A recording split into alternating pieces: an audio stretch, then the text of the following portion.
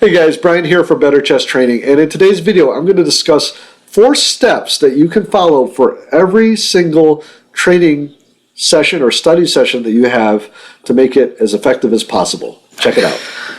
Hey guys, today I want to discuss this little loop that I've come up with here on the screen, and what I've found, well, let's back up. So over the last couple of weeks I've been talking more about staying consistent and sustainable in your training so that you can have incremental growth.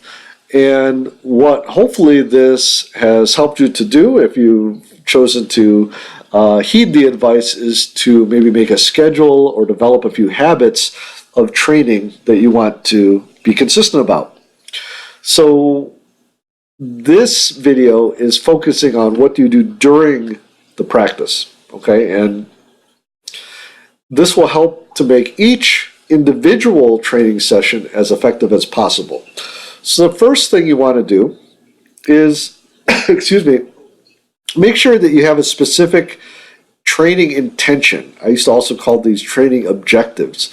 And the objective is not just get all the tactics problems right, but let's use tactics as the example because most of you are doing tactics training. You want to look at where the different micro skills within tactics, for example, calculation, looking at different alternatives, looking at your opponent's replies, pattern recognition. And for every session, you can ask yourself the question, how am I going to get better, or what am I going to improve in this session? Recent ones for my example is, I want to improve the habit of looking at all of my opponents forcing replies to my candidate moves. And so that way, I avoid missing my opponent's killer replies to my moves. And so that would be a training intention going into the training session. So you can write this down. I put this in my little journal. And then the next step is mindful practice. Mindful practice. So when we go into our session, if it's a tactics training session, for example, we aren't just trying to solve the problems. We're thinking to ourselves, what is my objective? My objective is to make sure that I am looking at all of my opponent's replies to my candidate moves. So being mindful about it means paying attention to that aspect. And so when I look at a problem, even if I think that's the answer, I think to myself, well, what are all my opponent's replies? And make sure that I have a reply to that. And sometimes, interestingly, that helps me to see that my intended solution is incorrect.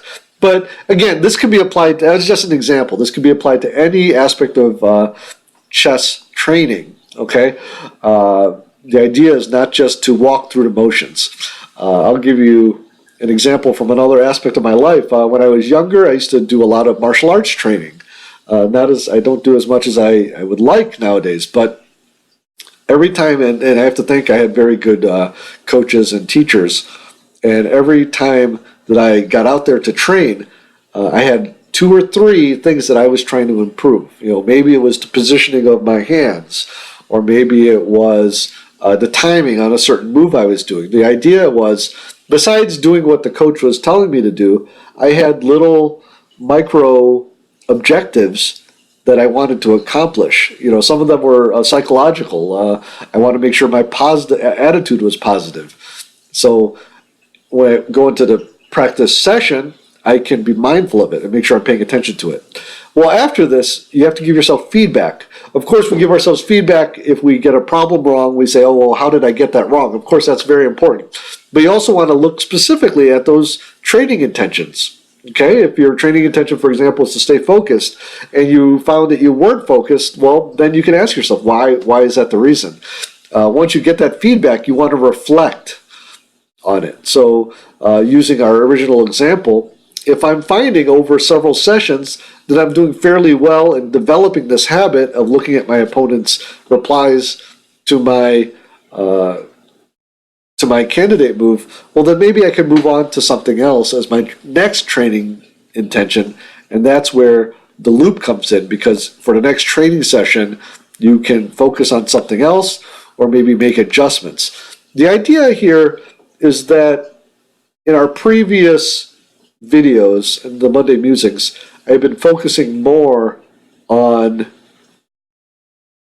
developing consistency through developing a schedule or developing daily or weekly habits. Now that you've done that, or if you've done that, how can we make each individual training session as effective as possible?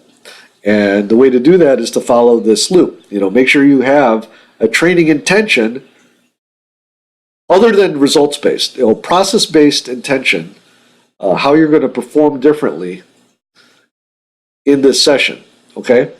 And make sure you're being mindful during that practice. Eliminate distractions. If you have to have an index, sometimes I have an index card where I'll write it out and I'll put it right next to my computer if I'm doing tactics trainings on my computer. So I look at it and it reminds me, this is what I'm practicing today, okay? These are the habits I'm trying to develop. And then you always want to give yourself feedback. Did I actually do what I intended to do? And the why, if I did, that's good. If I didn't, why not? And if you can answer that question, reflect on it, you can move on and repeat the cycle.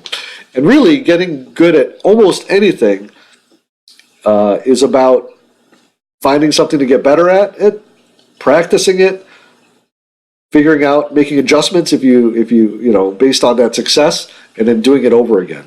And this is where the individual unit of training is repeated over time, and that's where you can apply those principles of consistency and sustainability that we talked about before.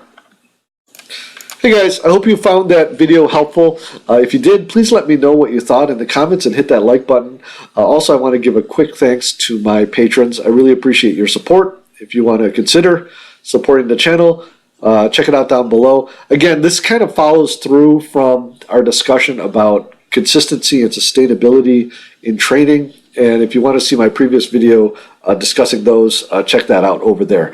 See you soon and have a great week.